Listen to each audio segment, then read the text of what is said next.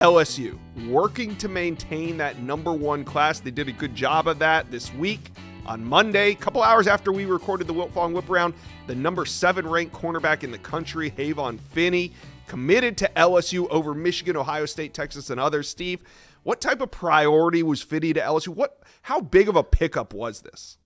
Well, one of the most coveted targets in the secondary for DBU, Havon Finny Jr., a reclassification from 2027 to 2026. I believe one of the staffs that they talked to about that transition the most with was LSU and the confidence that Corey Raymond, Brian Kelly, Coach Baker, and that staff had in Finney to be able to be an impact player on the college level next year, be such a priority target for the Tigers. A lot of visits to Death Valley, including a couple trips this spring to Baton Rouge, saw LSU land one of their top targets at the position. This is a young man that's got a lot of physical upside, Josh.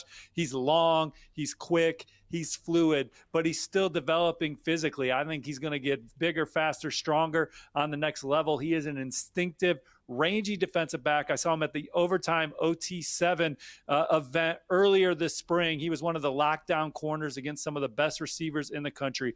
Another big pickup for LSU.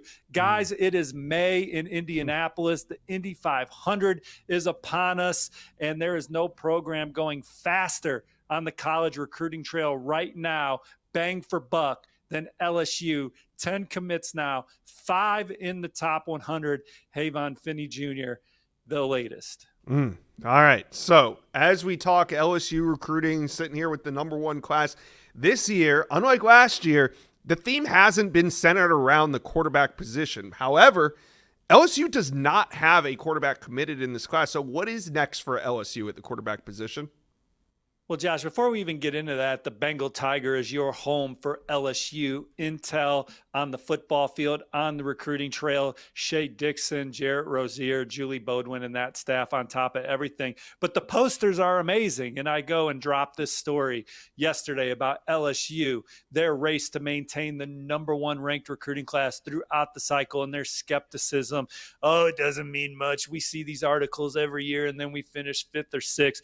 I think the Tigers have staying power this year. I think Austin Thomas and that off-field recruiting staff have all their ducks in a row from an infrastructure standpoint. This coaching staff does a great job of building meaningful relationships. And I think Brian Kelly's a great closer on the trail. As a head coach, he is as eloquent in his message about why a kid should play within his program when he gets to sit down in front of a prospect. I think he should do it more. That's how good I think he is at it. Quarterback is going to be key for LSU this cycle. As you said, they didn't sign one last year. They had the devastating flip. Bryce Underwood, the number 1 player in the country, flipping from LSU to Michigan, and all that that played out with that one. But LSU, is there a program that is doing better with the quarterback position in college football over the last 5, 6, 7 years? I don't think there is. A couple Heisman trophies, a couple first-round draft picks, guys that are immediate difference makers with NFL franchises, and Joe Burrows and Jaden Daniels. And I think Nussmeier's next. He is my preseason Heisman favorite. You guys heard me say that back in December when we did the early signing period show with you, J.D. Piquel, myself, and Chad Simmons. I've maintained it. I think he's going to have a fabulous year. I think LSU's in the national title hunt, and Nussmeier is going to have a huge year. So they got a lot to sell at that position. A guy that's really looking to perhaps buy is Bo Bentley. He is the number 5 ranked quarterback in the country per On3, a top 10 signal caller per the On3 industry. He's from Salina, Texas. He's a state champ. He's prolific. He's dual threat. He played in the All-America Bowl.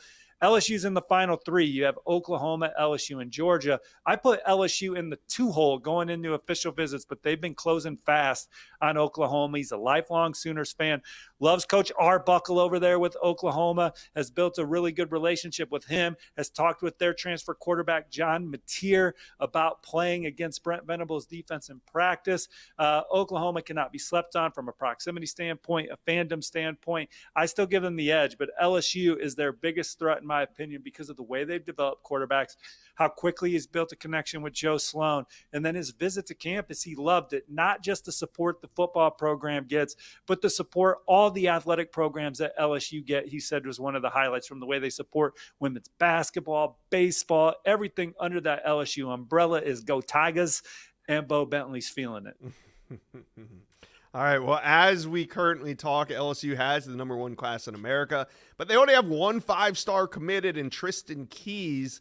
Tigers look like they're hunting for more 5-stars. Steve, what's the latest intel on these top targets? Yeah, quite a few 5 stars still in play in LSU, and that's how you finish with the number one ranked class. You got to close more Got to of those stack them. 5 stars. Number 2 player in the country, Emmanuel Manny Iannaccio from Baltimore, Maryland. This has been a very fluid recruitment.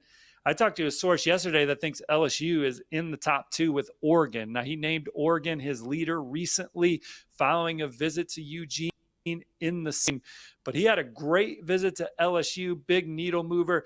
If you look at Ryan Kelly, and we've said this a lot on the Wiltfong Whip Around, the track record of offensive development under his watch, it is such a priority. And some of the best offensive linemen in the NFL have come from Brian Kelly coach teams. Zach Martin's probably been the best offensive lineman in the NFL over the last 15 years, wouldn't you say, Josh? Then you got Quentin Nelson in there. Ronnie Stanley's an all-pro. Joe Alt goes in the first round.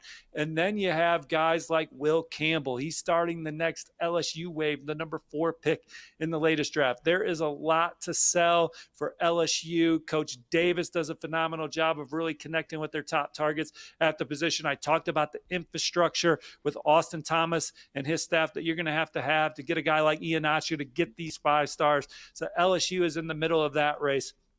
The number 1 recruit in state, the number 1 athlete in the country. You don't normally hear athlete recruit with someone the size of Lamar Brown, but he has the traits to be a standout offensive lineman, standout defensive lineman on the next level. He's got his eye on playing on the defensive front in college. LSU's where the on-3 RPM's at. A&M's in there. Miami's in there. He's fresh off a visit to USC. There's some others he's keeping warm. LSU, the Aggies are battling. He's been to A&M several times, so don't sleep on them. But certainly LSU, always tough to beat for local kids out of University Lab. Anthony Tank Jones is a 5-star edge, number 1 player in Alabama. Alabama, Auburn, obviously in that one. But LSU's been a program that he's kept warm most of his process. We know they're not going to go away on Blaine Bradford, number 3 safety in the country. His brother's a true freshman at LSU. He's committed to Ohio State. It's going to be a tough road to flip him. The Buckeyes have been proven tough to flip on over the last few cycles, even in this new age of recruiting. But they're going to keep trying to chip away at Blaine Bradford. Another prospect that they're maybe in the top 2 for, a source thought so this week, is Darius Gray. He's the number 1 interior offensive lineman in the country. He's from the state of Virginia. Josh, he's got 10 official visits scheduled. My man Darius was at Virginia this past weekend. You know what I think of when I think of official visits? Eating. And this dude is going on 10 trips where he's going to get surf and turf. He's going to show up for these trips 285. He's going to walk out 305. He's going to have to watch the food as he you eat every 3-4 hours on these visits. Yeah, and so Darius Gray, they're going to be rolling out the red carpet. They're going to be feeding him and his family well. But all kidding aside, 10 official visits planned for the spring, summer. I think LSU is near the top of his list. Obviously, my on-3 RPM is on South Carolina. I think he's had some really great visits to Clemson.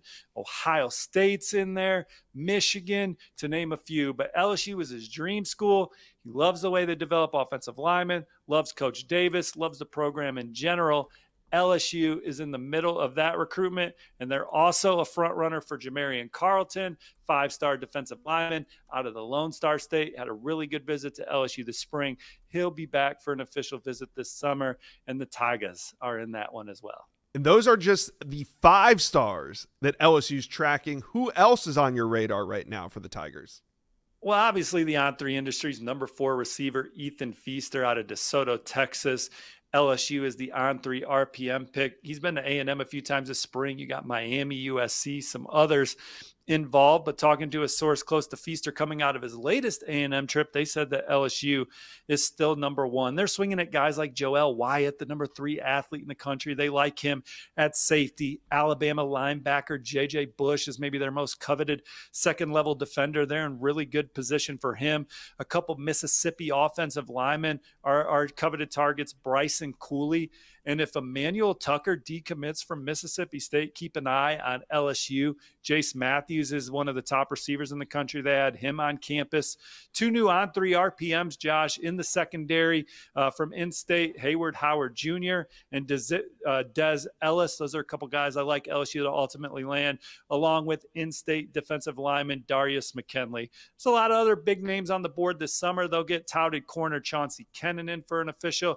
They'll get Sunshine State pass rusher Trenton Henderson back after a visit this spring.